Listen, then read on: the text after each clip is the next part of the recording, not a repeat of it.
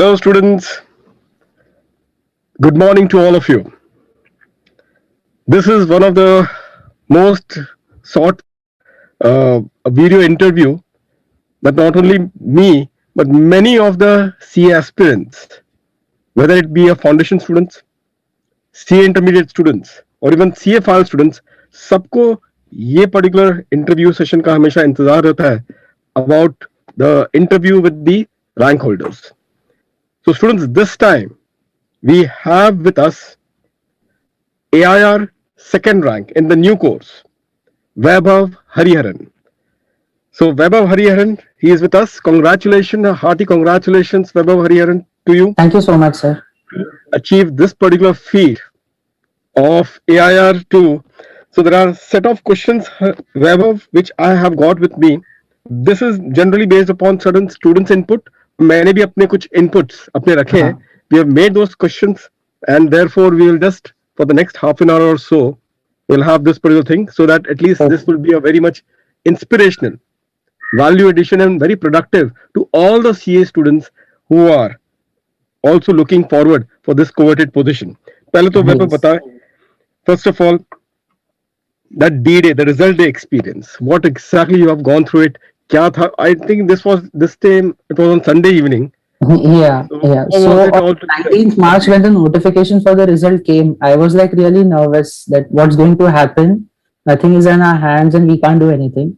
And then whenever the institute says the result is going to come in the evening, generally afternoon में आ जाता है by 1:30 or 2 o'clock. So from 11 o'clock in the morning, I was refreshing. चालू है, I must have refreshed thousands of times the web page. And then by 9 o'clock at night, I gave up that today the result is not going to come. I will look at it tomorrow only. And then around 9:45, one of my friends messaged me, "Aa gaya." He just said, "Aa gaya," and I knew what has happened. I immediately opened and I checked it. And I just saw pass first. I didn't check my marks. I was really relieved. And then I went in to see the details. I saw the total 601. And then I realized, oh, it's most probable that I have got a rank. And then I went and checked the merit list, and I was really thrilled to see I have got a second rank.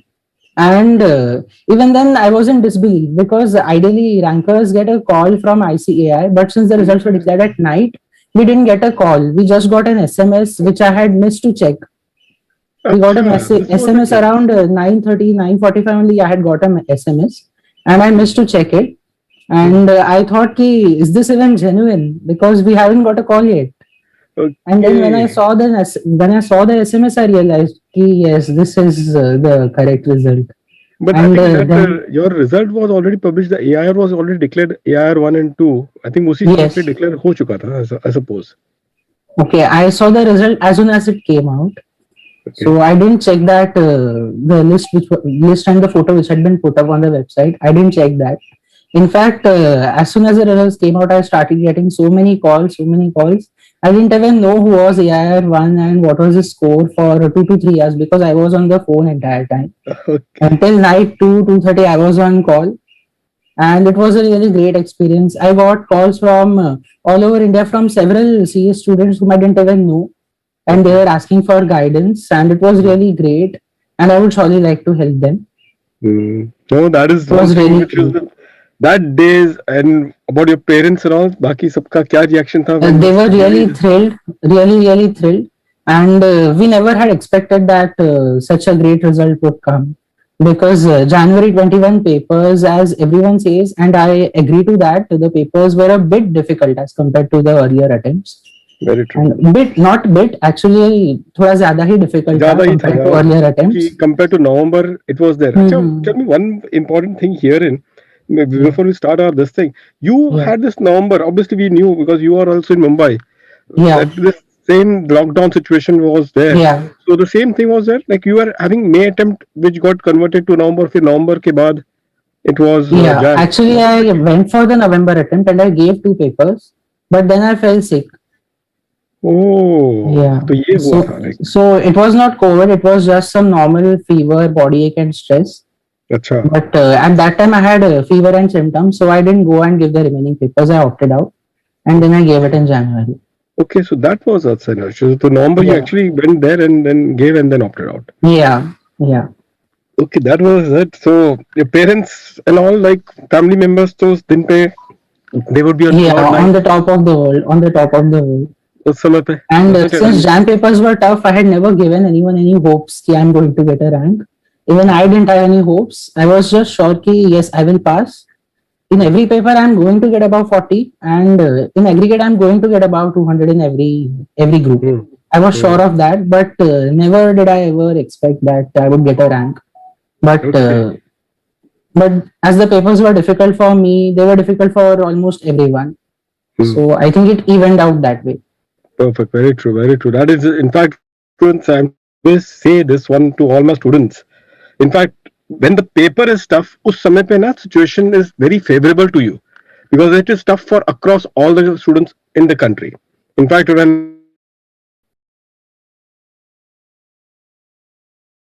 majorly because the paper was very tough. Had the paper would have been a bit relatively easier, then in that case the situation would have been the case. This exactly what you have said very correctly, and I keep on telling to all the students ये बहुत important चीज है आपके लिए. Paper अगर tough होता है ना तो ध्यान रखना उसमें आपके चांसेस बढ़ जाते हैं for you to really excel. आपको थोड़ा संभल के रहना है उस समय पे because that is what it is. See the rank situation because it was tough. Primary that many people would have given up. This gives a big advantage to others who actually would have done a bit of decent भी आपने कर दिया ना average performance, you will get above average result. This is one particular point take away right now from what Vaibhav has said it. Vaibhav, let's take it further then. Your Yeah. CA journey and why you have selected the CA course. And third, इसमें दो second question लेकिन इसके then 3 points है.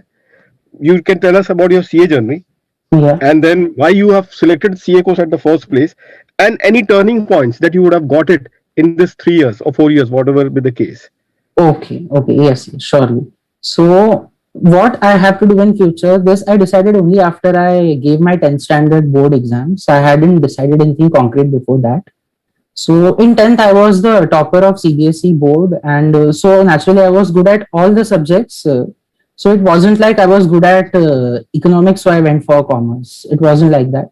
I did a lot of research on which field has more scope. So I had zeroed down upon two courses, engineering and CA, based on my research.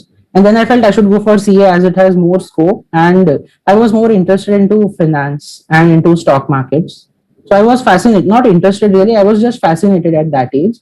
So I went for commerce, and the CA is the most well known and the most respected course in India and even abroad in commerce section. So I went for commerce and I really liked it, and I do not regret my decision at all to go for commerce. I feel really happy I took that decision.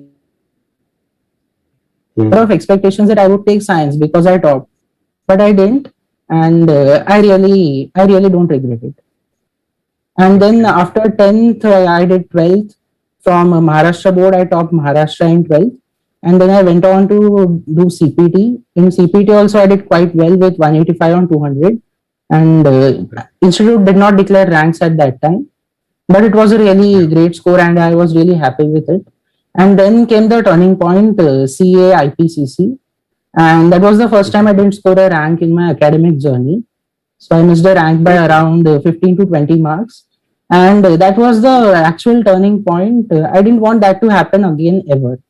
That I didn't get a rank. And I know I didn't get a rank in IPCC, and I also know the reason. I became a bit casual during IPCC, like हो जाएगा and मैं कर लूंगा करके. And that hit me bad in the end. And then I realized where I went wrong. It wasn't because I am weak or I didn't know the technical concepts या फिर मुझे समझ में नहीं आता. बात वो थी ही नहीं. It was कि मैंने effort नहीं डाला था जितना चाहिए था उतना. So it was about the effort, and effort is always easy to correct. Technical difficulty in understanding takes a lot more effort to correct. Why you say so? Just I'll just stop you on this point. Effort Yeah. is difficult. बहुत लोगों के लिए उल्टा case हो जाता है. I can just tell you. See this statement that you've made, na. Yeah. It is in fact this statement that he has made just now can come only from a rank holder. Primary. What he has said just now. Effort is easy to correct, but primary it is a technical aspect which is something which you need to really put a lot of effort. This is बहुत important, क्योंकि मैं आपको बता रहा हूँ Vaibhav, I can just tell you 90% of the students का क्या होता है कि एफर्ट उतना रहता ही नहीं है, हाँ और ये एक अटेम्प्ट में नहीं होता है, देयर आर कंसिस्टेंटली 2-3 अटेम्प्ट हो जाते हैं. हाँ This is the takeaway that we should have it from this particular point. That हाँ effort is, see, a rank holder says this, and that's the reason why these rank holders do the things differently. That is the attitude part. कि effort is not that easy to correct. तो इसका देखो ये effortlessly आता है, उनको समझ में आता है कि यहाँ पे हमारी चूक है और इस पे हमें मेहनत करना है, तो वो मेहनत से भागते नहीं है. They don't shirk to do the hard work. This is exactly the biggest takeaway, which right now I can just take it from your statement. Again, come back to Yeah. that particular part. It was really very one line. Yeah. एक मतलब एक caption था. So lack of effort is easy to correct because you just have to put in more hours and put in more effort to understand. But if it is a technical difficulty, like you're not able to understand only what is being taught, then that is more difficult to correct. Very true. Very true. So you have picked up that real thing. What you need to do it in final CA. The real thing he has picked up. Yes. So so we can say therefore, Vaibhav, that in the entire CA course, for the very first time, you got a rank, and that too in Yes. CA final. Yes. This is nothing can go beyond this one. That is final CA. That is the best redemption, and that too in Yes. there's the first three top. Yes. And I'm happy the learning came in inter itself rather than coming later in final. Later in final. That is so good. And Vaibhav, can you just let us know before we start with your examination preparation strategy and all, like your articleship journey and all, you can just let us know on that. Yeah. कैसा रहा आपका और कैसे फिर आपने कुछ balance भी किया, फिर then we'll start with the examination preparation part. Yeah. So my articleship was from EY. I did my entire 3 years from EY itself in the audit sector in financial services. My experience is basically into mutual funds and NBFC audits and a bit of tax audit as well. So it was a really great experience at EY, and currently I am continuing at EY itself right now. I'm employed there as a regular employee, and it has been a really great job. It has been a really great time at articleship. I had amazing seniors. I had an amazing team who were always supportive.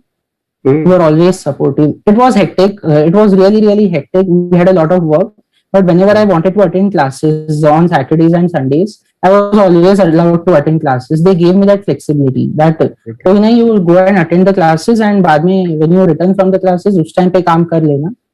हाँ, they did not let me compromise on work कि classes है तो काम छोड़ दो करके.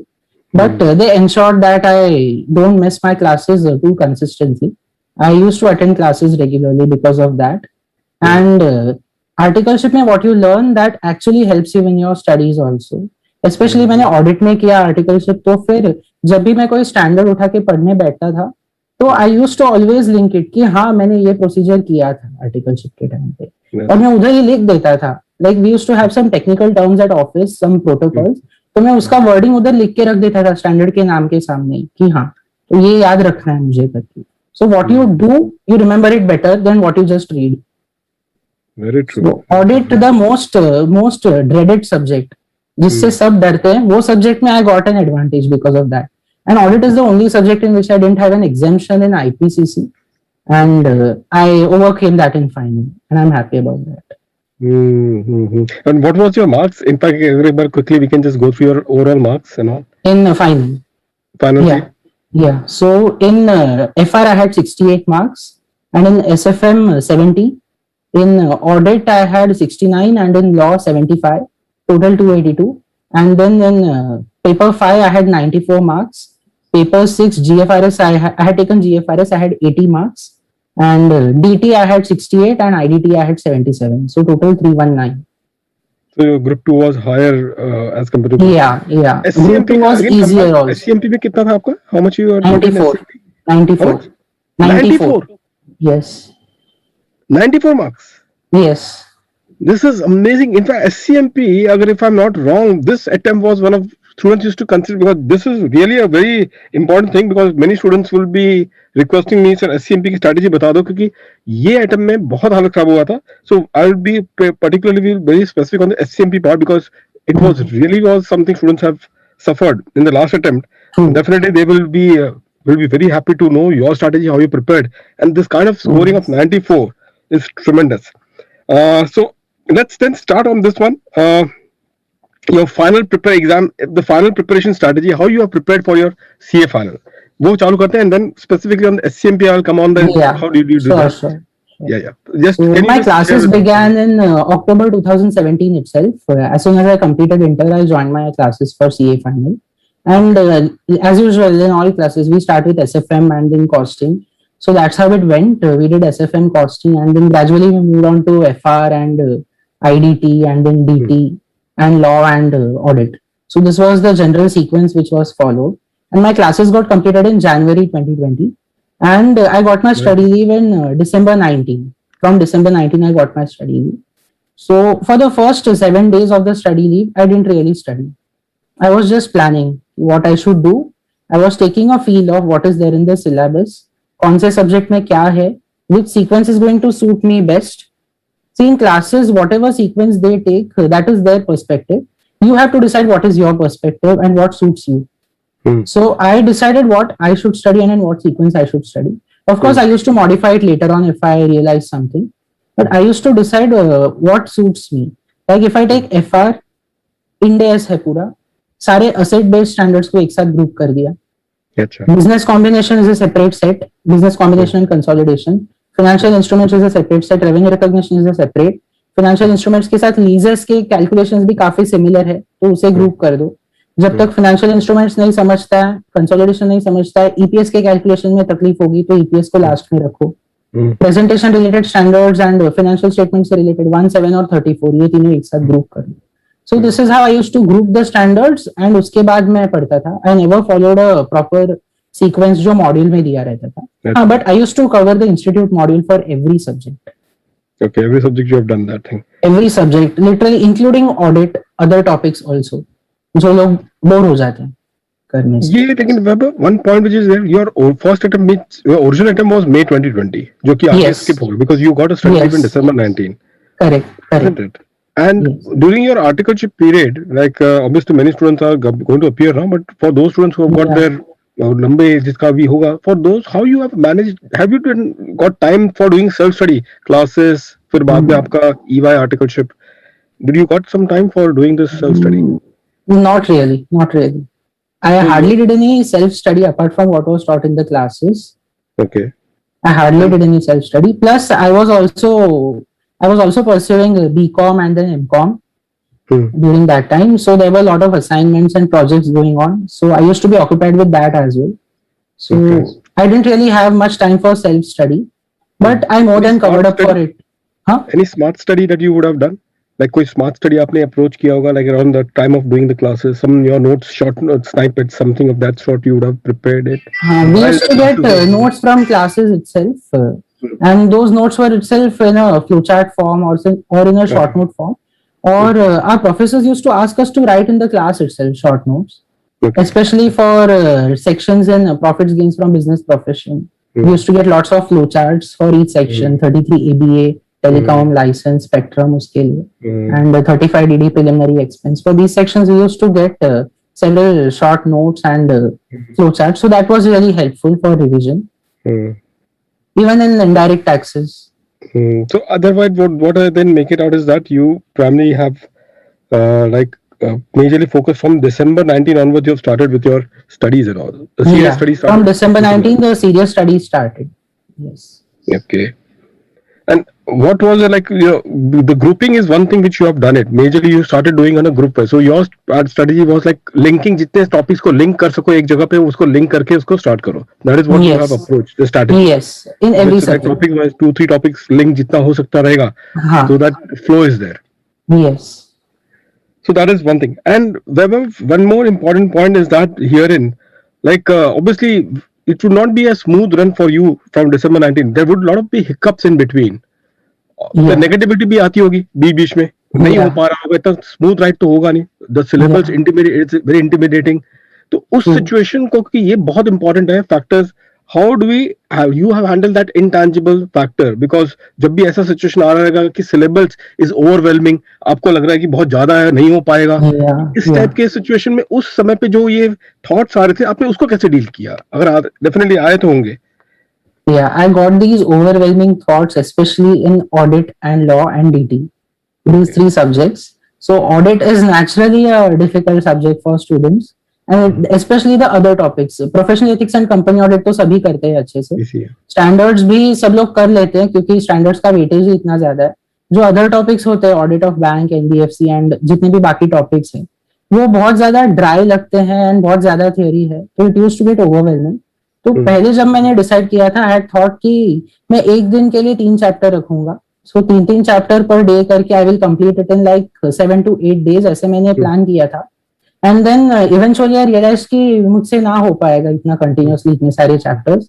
सो फिर मैंने क्या किया, I took another subject along with audit, practical FR या फिर एसएफएम लेके बैठता था दोपहर के टाइम एंड शाम के टाइम पे। सुबह के टाइम पे मैं एक ही चैप्टर उठाता था ऑडिट का, अदर टॉपिक्स का, and I spread it over 25 days। 25 दिन में एक अदर टॉपिक का चैप्टर करते जाओ। अदर टॉपिक्स के चैप्टर को भी तोड़ दो, इंटरनल ऑडिट अलग, मैनेजमेंट ऑडिट अलग, ऑपरेशनल ऑडिट अलग, पीयर रिव्यू अलग, क्वालिटी रिव्यू अलग। So I used to break it into so many parts, उसे इतना छोटा कर दो कि वो पढ़ने का मन करे। अगर आप बड़ा चैप्टर देखते हो, 100 पेज देखते हो एक साथ, तो यही लगेगा कि ये कैसे होगा करके। तो वो 100 को 20 के 5 पार्ट में तोड़ दो बेस्ड ऑन लॉजिकल क्लासिफिकेशन। अलग कॉन्सेप्ट को अलग दिन पे करो, एंड साथ में एफआर एंड एसएफएम इस तो मतलब सबका फेवरेट ही होता है एंड सबको अच्छा भी लगता है करने को, तो वो साइड बाय साइड चालू रहता था। एंड ये 20-25 दिन पे मैंने एक अदर टॉपिक कर दिया। स्टैंडर्ड्स भी एक दिन में एक स्टैंडर्ड, भले ही टाइम बच जाए मैं एक्स्ट्रा नहीं करूंगा ऑडिट का, ये मैंने डिसाइड कर दिया था। एंड दिस रियलाइजेशन केम इन अप्रैल में। ओके, एग्जाम पोस्टपोन होने के बाद ये रियलाइजेशन हुआ, अच्छा ऐसा करना चाहिए करके। Okay, so but by then you were on the edge. I suppose then in that case you were on the Yeah. edge. That's it. Yeah, I was on the edge. I was on the edge. उतना comfort था नहीं आपका उतना situation Yeah, में। Audit पे and audit पे comfort नहीं था।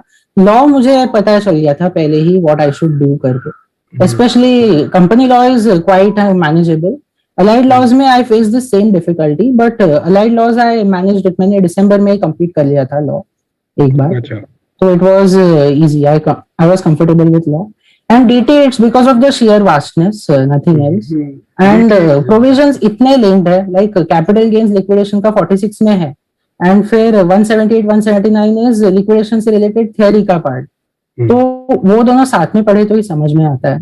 तो वो लॉजिकल लिंक बैठाना डिफिकल्ट होता है। ट्रांसफर प्राइसिंग का 92 सीरीज है, एंड फिर 144 बीए भी ट्रांसफर प्राइसिंग वो टीपीओ से रिलेटेड आ जाए, नॉट टीपीओ, डीआरपी से रिलेटेड आ जाए। डीआरपी हाँ, so it gets difficult to link sometimes.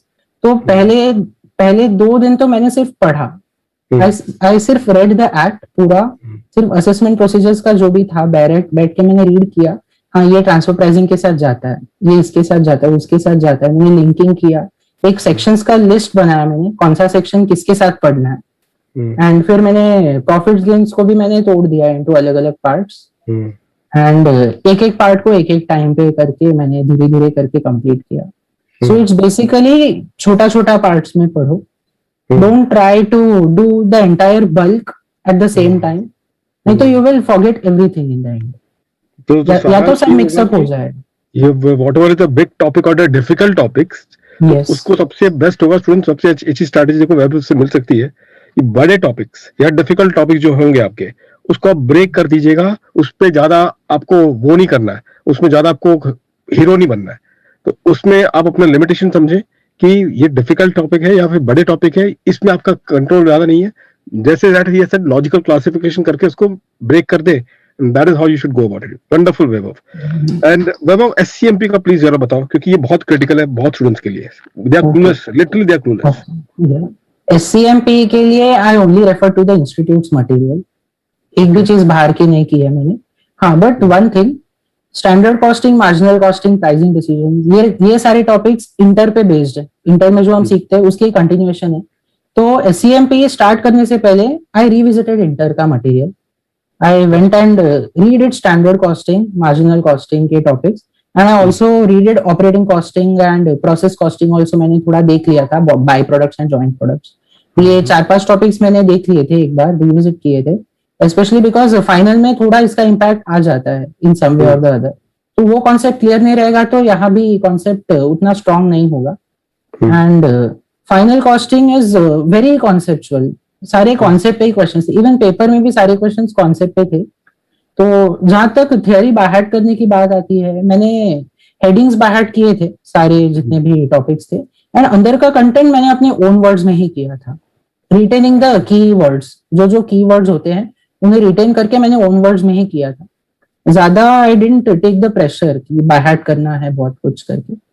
And मेरा कॉस्टिंग का प्लान था 7 days का, फर्स्ट रीडिंग के टाइम पे एक दिन में 2 चैप्टर करने, 12 चैप्टर्स है, एक दिन में 2 चैप्टर करने, एंड 7th डे को केस स्टडीज, आरटीपीज एंड एमटीपीज के क्वेश्चंस करने। ओके, नहीं you have, but at the same time like अगर आप ये जब कर रहे हो तो इसमें पूरा मॉड्यूल ही रेफर किया था, लेकिन जैसे क्वेश्चंस आए थे इस बार, स्टूडेंट्स बोल रहे थे कि बहुत लेंथी पेपर था और समथिंग ऑफ दैट, बिकॉज मुझे पता नहीं था, क्योंकि ये मुझे तो एक वीडियो करना पड़ा था ऑन दैट डे और just to motivate the students, क्योंकि कॉस्टिंग में ही अल्टीमेटली उनकी हालत खराब हो गई थी कि बाद में ऐसा हो गया था कि वो डीटी वो आते आते लास्ट पूरा दे दो, तो something has wrong has happened, something जो स्ट्रेटजी क्या बिगड़ा है, तो you the real thing, because ये मॉड्यूल्स एंड ऑल सब लोग करते ही होंगे, ऑब्वियसली सारे लोग ने किया होगा, ऐसा क्या था कि ultimately the students have really have where would they would have gone wrong, what do you think, क्या था स्ट्रेटजी जो उनको करनी चाहिए? आई थिंक पहले जो 15 मिनट्स की रीडिंग टाइम होती है ना, उसमें सब पैनिक हो गए एंड उसका पेपर पे असर पड़ गया। अच्छा, you say this is the major factor? Yes, that's a major factor. मैंने खुद एफआर में एक्सपीरियंस किया था।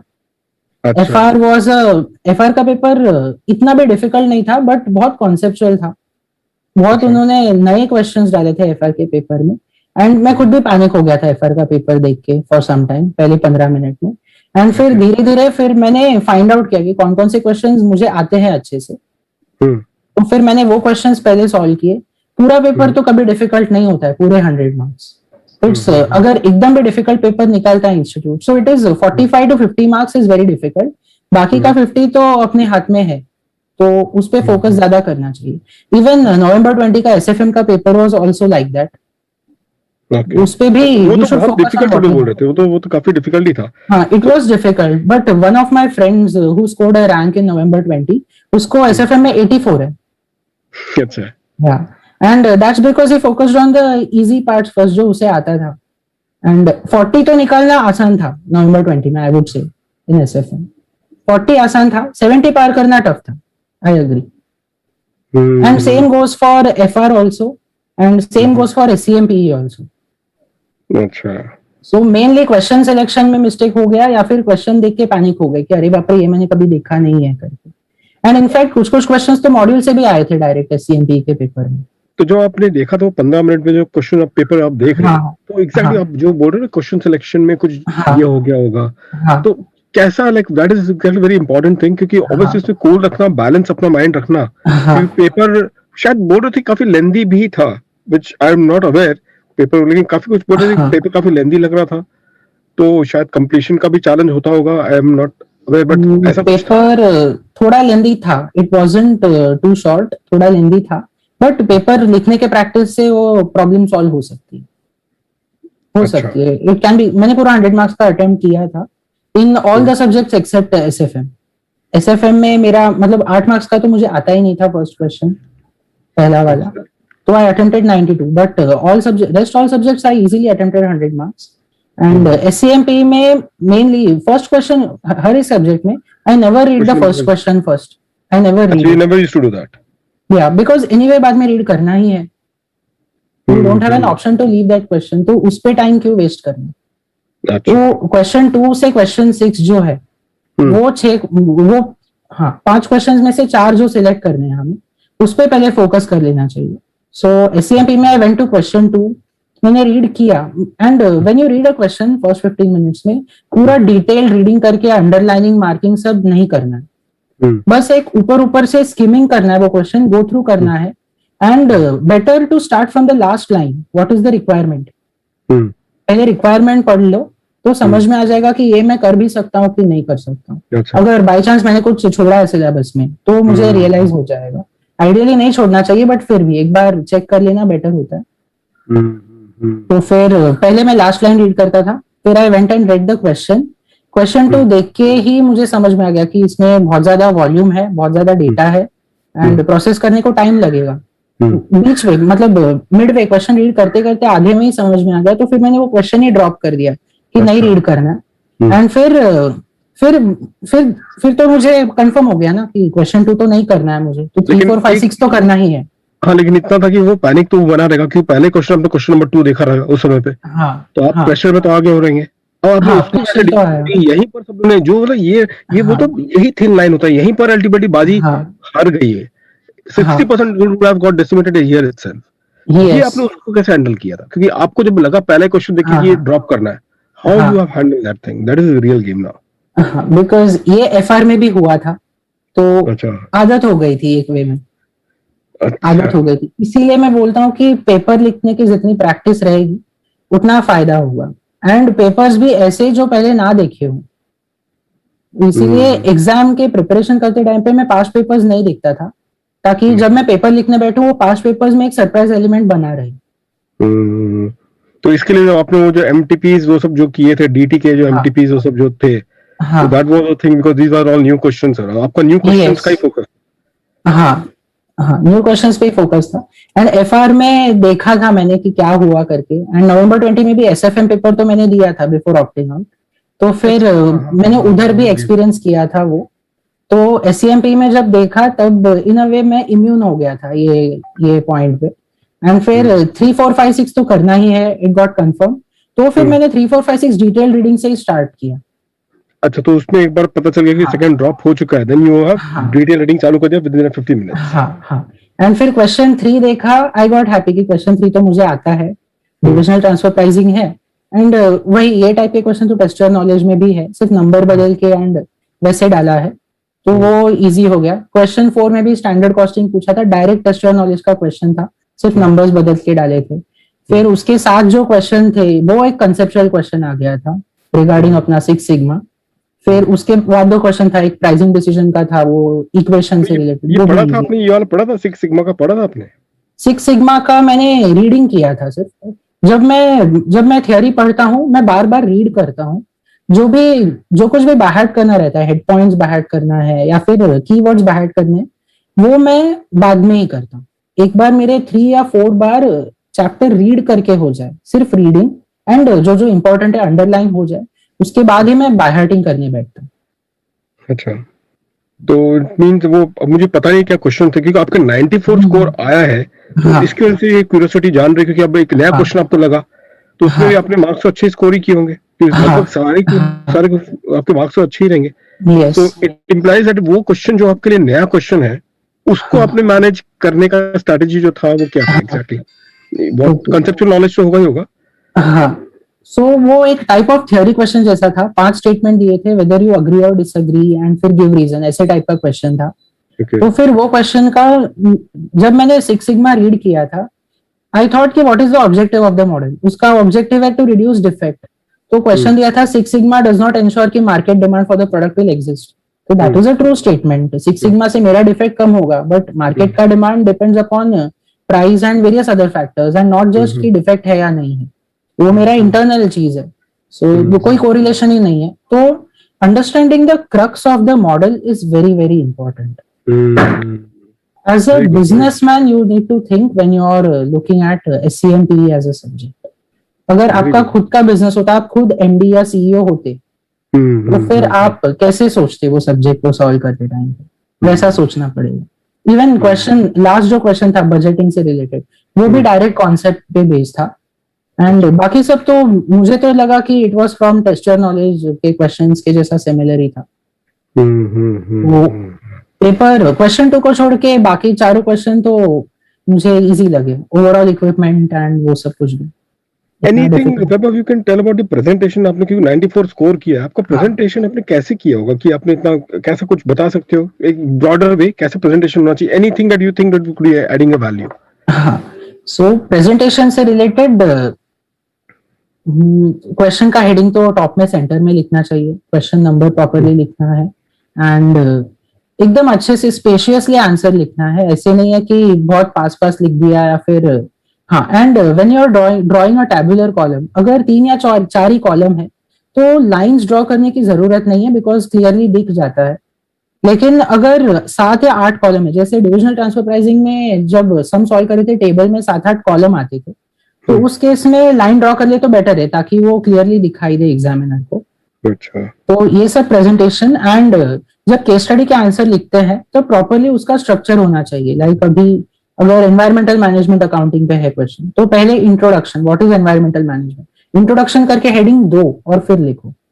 फिर उसके बाद नेक्स्ट क्वेश्चन, मतलब उसके बाद में इंट्रोडक्शन के बाद जो गिवन केस के पॉइंट्स है उससे रिलेटेड जो डिस्कशन करना है वो लिखो and then give a conclusion.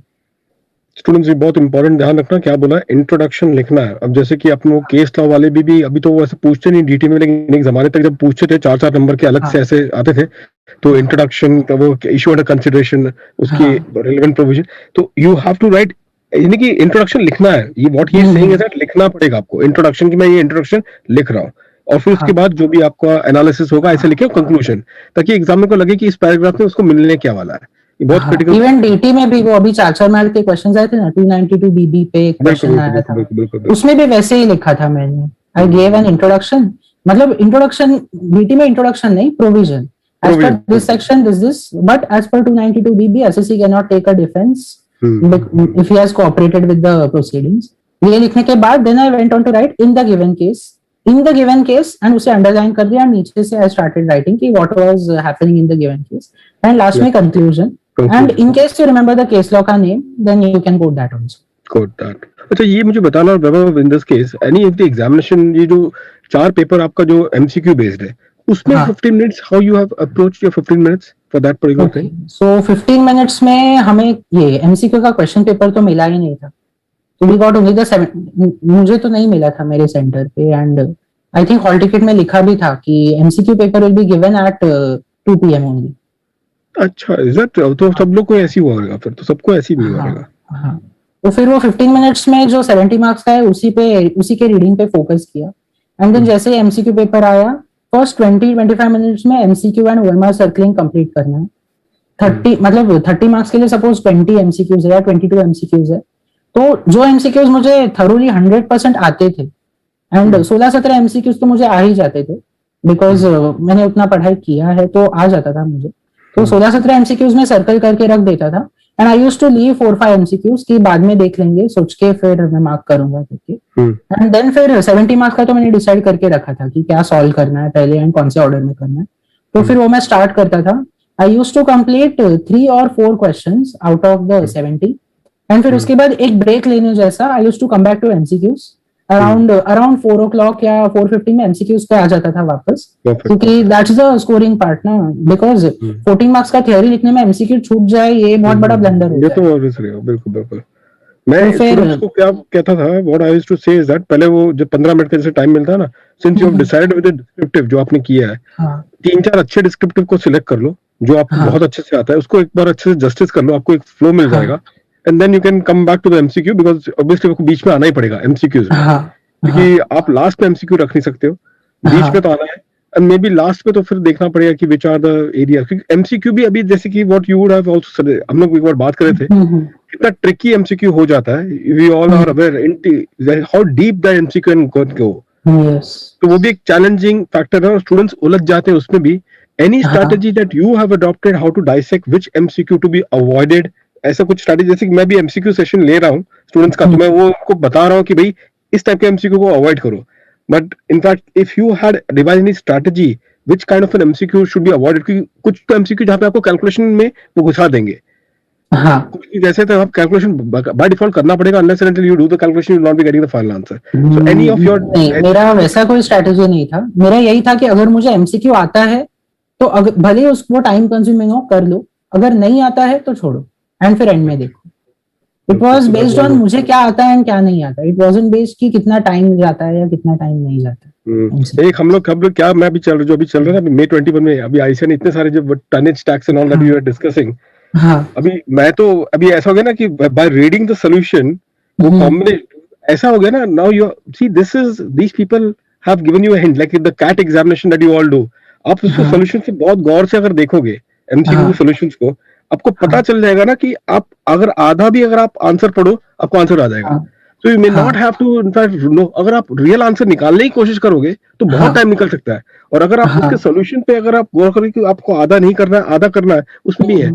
So MCQs I think may be मुझे जहां तक लग रहा है कंटेम्प्रेरी, क्योंकि अभी बहुत नए हैं, but they are going in the CAT pattern. IIM का जो CAT के examinations है, उसके जिस तरीके से आपको आ रहा है ना, I am feeling that now they are getting into that, because solution भी जिस तरीके से बना रहे हैं, अभी जो जनवरी में स्टूडेंट आया था specifically, they are not coming in a random way, जैसे कि ऐसे कुछ भी चार दे दिए, नहीं, सोल्यूशन में आपका आंसर छुपा हुआ है, वो अल्टीमेटली वहां पे हिंट आपको दे रहे हैं. their hint is सोल्यूशन में, अगर आपने ठीक से देखा होगा वहां पे you can pick it up. Correct. And आपको अगर नहीं आता हो कोई, अगर आपको कोई एमसीक्यू नहीं आता हो, तो elimination method is the best. Elimination चार ऑप्शन में से जो नहीं हो सकता है 100%, पहले उसे एलिमिनेट कर दो. तो चार में से जनरली दो बच जाते जिसमें कंफ्यूजन रहता है. फिर उसके बाद तो फिर you have to guess, you have to try and remember कि क्या होगा. इसके लिए लेकिन एक बार प्रैक्टिस तो करनी जरूरी हो जाएगी स्टूडेंट्स, क्योंकि ये चीज आप डायरेक्टली एग्जामिनेशन में नहीं कर सकते हो. So you have to do the practice. Any test paper Vaibhav, you have written all the test papers and all the stuff, which because you are saying that मैंने क्योंकि लिखा हुआ है तो मुझे आसानी था. What was that strategy? तो टेस्ट पेपर्स मैंने अतुल अग्रवाल की टेस्ट सीरीज ली थी, मैंने वो लिखी थी, और साथ में मैंने पास्ट पेपर्स ही सॉल्व किए थे इंस्टीट्यूट के. मैंने आखिरी तक ओपन नहीं किए थे पास्ट पेपर्स, मार्च 20 तक मैंने ओपन नहीं किए थे. तो ओपन किया, मुझे सरप्राइज एलिमेंट ही था फिर वो पेपर में, एंड मैंने लिखा 3 घंटा बैठ के वो पूरा पेपर सॉल्व किया मैंने. इनिशियली डिफिकल्टीज हुए पेपर कंप्लीट करने में, specially in FR and in costing में भी पेपर कंप्लीट नहीं हो रहा था मेरा. SFM was fine, and theory subjects में भी पेपर कंप्लीट होता था मेरा टाइम में, इतना इशू नहीं है. अच्छा, so you and how many papers you have attempted, like कितने हर एक सब्जेक्ट का कितने? प्रैक्टिकल सब्जेक्ट्स में 4 पेपर्स किए रहेंगे मैंने अटेम्प्ट, एंड थ्योरी सब्जेक्ट्स में 3. लेकिन मुझे बताओ तो, चलो ये तो आपको एक एडवांटेज मिल चुका था बिकॉज ऑफ दिस पर्टिकुलर नवंबर. अगर बाय चांस मई अगर होता था तो क्या होता था? मई 20 अगर होता था तो उसके आपके उसके प्लानिंग में, क्योंकि वो फर्स्ट अटेम्प्ट था, वो तो एक्चुअली वो तो रियल अटेम्प्ट था, बाद में कोविड की वजह से पुश हो गया. अगर वो होता था तो आप क्या करते थे? बिकॉज़ इवन देन मेरा प्रैक्टिकल सब्जेक्ट्स का 2 पेपर्स तो लिख के हो गया था मई तक. अच्छा, एंड थ्योरी सब्जेक्ट्स का भी 2 पेपर्स हो गया था. थियरी का लिखा था, थ्योरी का भी 2 हो गया था. स्टूडेंट्स ये ध्यान रखना व्हाट ही इज सेइंग, 2 तो मिनिमम. देखो मई हम लोग नवंबर कंसीडर करते नहीं है, जनवरी छोड़ दो, कम से कम जो इनका मई था वहां तक 2 paper for every subject he has done it. तो मुझे बताओ, एक बहुत एक क्यूरियोसिटी से आ रहा है question, that you started with your December study leave, और आपने जैसे बताया कि आपको वैसे कुछ खास पढ़ाई हुई नहीं थी during your articleship period apart from the classes that you have done it. तो आपका टाइम इतना खास, कितने पर डे आप कितने नंबर ऑफ आवर्स देते थे सिटिंग? स्टार्टिंग में जब दिसंबर में मैंने स्टार्ट किया 8 से 10 घंटों से मैंने स्टार्ट किया, and by January I came to 12 to 14 hours. And फिर उसके बाद एग्जाम क्लोज आता है तो 1.5 मंथ्स बचते, तब 15 to 18 आवर्स तक आई यूज्ड टू एक्सटेंड. अभी मैं 16 to 18 आवर्स करूंगा तो फिर मेरा एफिशिएंसी अराउंड 13 या 14 आवर्स तक पहुंचेगा. अच्छा, so that was a kind of a thing. But बहुत सारे ब्रेक्स भी पड़े बीच में बिकॉज ऑफ पोस्टपोनमेंट्स, तो फिर वो पेस डाउन होता था. सो मैं क्या करता था, जब पोस्टपोनमेंट आता था, I used to feel bad कि अभी और थोड़ा टाइम है तो अभी थोड़ा रिलैक्स कर सकते हैं करके. तो I used to take a 2 days break. 2 या 3 दिन में कुछ नहीं पढ़ता था. फिर उसके बाद I used to come back with a fresh mind बाद में. And what is 10 to 12 hours, ऐसा कुछ ये नाइट स्टडी, मॉर्निंग स्टडी, क्योंकि अगर फील का रहता है कि भाई अर्ली मॉर्निंग का ये रखो, रात को पढ़ो, ऐसा कुछ? So personally, your efficiency was on what time? रात के time? My efficiency was at night. At night I used to wake up around 8:30 morning में, and I used to sleep at 2 to 30 night.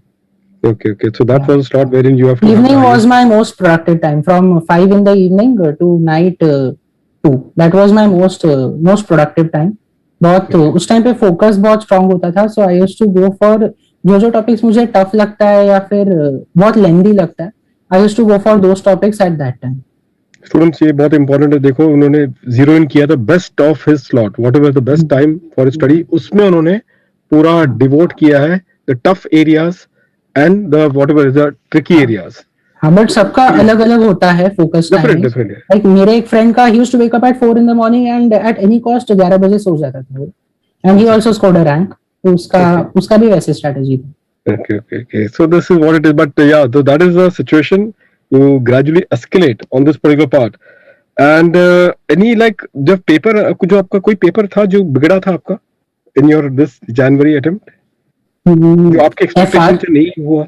FR and DT थोड़ा बिगड़ा था. DT तो चलो second last में आ गया, Yeah. एफआर में आते हैं, एफआर में फर्स्ट पेपर में आपको कैसा था, like how did you then manage the second paper and all? So, mind तो FR थोड़ा I सा डिस्टर्ब हो रहा panicked. FR में पैनिक हुआ पेपर में एंड फिर what I used to do is paper खत्म होते ही मैं बाहर आ जाता था. I did not discuss the paper with anyone, but बाहर आते ही घर पहुंचने के वक्त ऑन द वे में पेपर निकाल के देख लेता था भाई 40 तो आ रहे हैं ना. तो एक बार वो कॉन्फिडेंस आ गया ना, देन आई वाज लाइक चलो फाइन 40 पार हो रहा है, बाकी 3 सब्जेक्ट में एग्रीगेट में संभाल सकता हूँ, उसमें कोई इश्यू नहीं है करके. And you should not do मतलब चेरी पिकिंग ऑफ सब्जेक्ट्स. ये 4 सब्जेक्ट है, ये 2 को मैं टारगेट करूंगा एग्जामिनेशन के लिए, बाकी दोनों में 40 आया तो भी काफी है, वो एटीट्यूड रख के जाएंगे. एंड गलती से जो सब्जेक्ट टारगेट किया था उसका पेपर टफ आ गया एंड वो खराब गया, तो फिर बैकअप नहीं बचता है कुछ. एवरी सब्जेक्ट को इम्पोर्टेंस देना चाहिए. अच्छा, ऐसा हुआ था कि एफआर में ऐसा मिडवे अक्रॉस जैसे एक क्वेश्चन लिखा, सेकंड क्वेश्चन में आपको ऐसा लगा कि यार बहुत टफ हो गया है, उसमें बाद में, क्योंकि ये तो चलो आपने पोस्ट 3 आवर्स के बाद एनालिसिस है, लेकिन अगर 1-2 क्वेश्चन लिखने के बाद ही अगर आपको ऐसा लग रहा है कि बहुत ही टफ जा रहा है, how to then bounce back? ऐसा था, आया था, what was that moment, how you have handled that situation जब बीचों बीच आपको ऐसा लगा कि बहुत टफ जा रहा है? क्योंकि यहाँ पर बहुत इंपॉर्टेंट है, बहुत स्टूडेंट्स लोग गिव अप यहीं पे कर देते हैं. पहला पेपर है, सोचो कैसा होता है दिमाग में mindset. How did you in fact cope up that situation? You कैसा आपका सोच होती है उस समय पे? ये जरा जो पेपर था उसमें मेरे साथ जो हुआ वो ये था कि अभी क्वेश्चन 1 ए एंड बी है सपोज, तो बी आता है ए नहीं आता है अच्छे से. फिर क्वेश्चन 3 है ए बी सी है, सी आता है ए आता है बी नहीं आता है. तो ऐसे जब मतलब सारे क्वेश्चंस में कुछ ना कुछ ऐसे था ही, तो फिर मैंने क्या किया, ये मुझे जो सब पार्ट आता था वो पहले सॉल्व कर दिया. दूसरे सब पार्ट के लिए अप्रोक्सीमेट जितना जगह लगेगा लिखने के लिए वो मैं छोड़ देता था. एंड फिर 3 या 4 पेज छोड़ के फिर जो दूसरा क्वेश्चन वो अटेम्प्ट कर लेता था. इस तरीके से with in first 1.5 hours to 1 hour 45 minutes मुझे जो कुछ भी थरोली आता था, कॉन्फिडेंटली आता था, वो मैंने कंप्लीट कर लिया. एटलीस्ट अराउंड 50-55 मार्क्स का तो मैं कॉन्फिडेंटली बोल सकता हूँ मुझे आता था करके. डिसेंटली आता था, ऐसा नहीं था कि बिल्कुल ब्लैंक हूँ या फिर नहीं आता है. एंड फिर बाकी के टाइम में I tried and attempted the remaining. And जैसे जैसे वेंट ऑन ट्राइंग वो फिगर आउट होते गए. लाइक कंसोलिडेशन का क्वेश्चन था, वो भी उसमें कोई एक नया एडजस्टमेंट डाल दिया था कुछ, तो मतलब एंट्री ओमिट हो गई थी 2 साल पहले एंड ऐसा एक एडजस्टमेंट था. तो वो करते करते फिगर आउट हुआ. तो you should keep on trying for the questions which you don't know, but after you complete the ones which you know, which you have known. और ये this is such an important student, ध्यान रखना, कितना भी tough paper हो जाए 40 marks तो आपको बनेगा 40 to 50 marks as they were saying. 50 number तो ऐसा होता है कि आपको आता है. प्रॉब्लम ये हो जाता है कि इतने इन्फॉर्मेशंस के उसमें वी गेट सो ओवरवेल्म्ड कि भाई ऐसा लगता है कि पेपर बहुत टफ है, नहीं कुछ भी नहीं आता है, जो आता है वो भी नहीं आता है. तो ये सेंसिबिलिटी मुझे एडेड एडवांटेज मिला बिकॉज मैंने पेपर 6 में जीएफआरएस लिया था, तो मैंने एफआर कुछ ज्यादा ही अच्छे से प्रिपेयर किया था. अच्छा. बाकी सब्जेक्ट्स के मुकाबले बहुत टाइम लिया था मैंने जीएफआरएस को एफआर को, तो फिर वो भी मेरे फेवर में काम कर गया. But it is very important strategy students, paper अगर टफ होता है हमेशा ध्यान